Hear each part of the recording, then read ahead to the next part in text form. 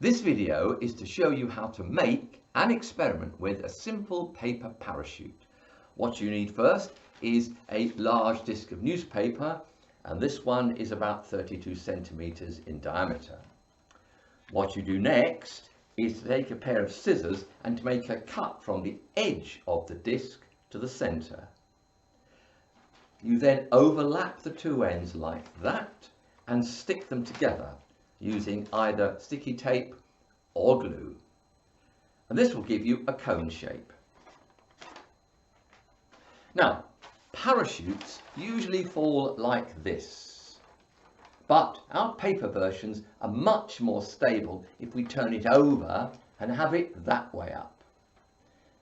Now I've got 7 of these, and I'm going to drop them one after the other, and it will be your task to time how long each one takes to reach the floor, and I'm going to do that twice, so you'll have plenty of time to get results.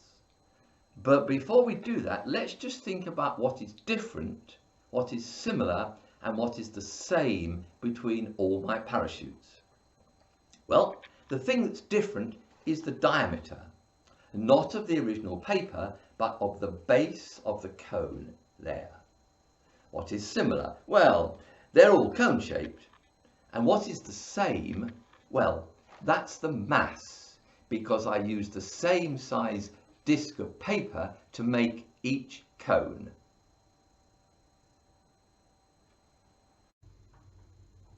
Right, we're now going to do the experiment, and for each drop I am going to say 3, 2, 1, go, and you must start your timers when I say go, and I will release the parachute then, and you must stop them when it hits the ground by my feet.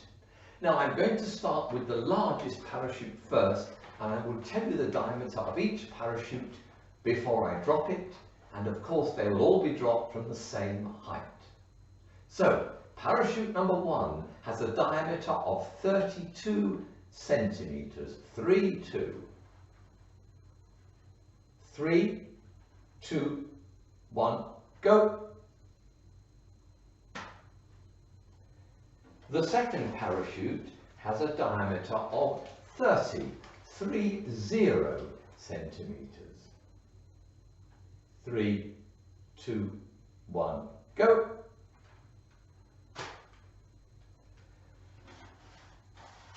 I'll just move that one out of the way, and that one. The third one has a diameter of 26 centimeters. 3, 2, 1, go. Next, 22.5 centimeters. 22.5. 3, 2, 1, go. And the next one, 20 centimeters. 3, 2, 1, go. The next, 17 centimeters, 1, 7. 3, 2, 1, go.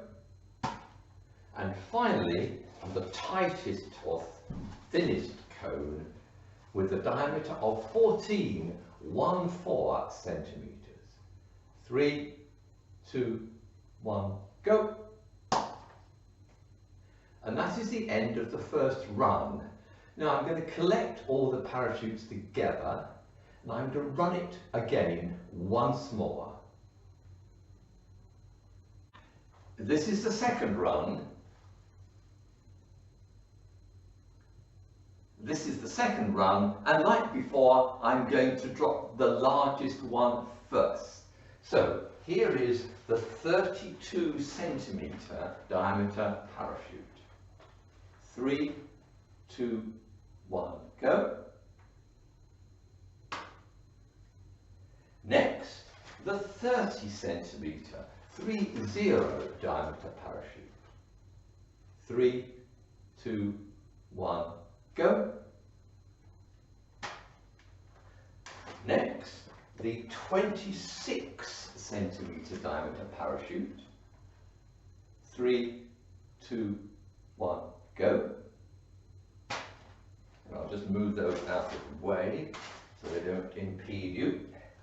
Next, 22.5 centimetre diameter. 3, 2, 1, go. Next, the 20 centimetre diameter parachute, 2.0 diameter.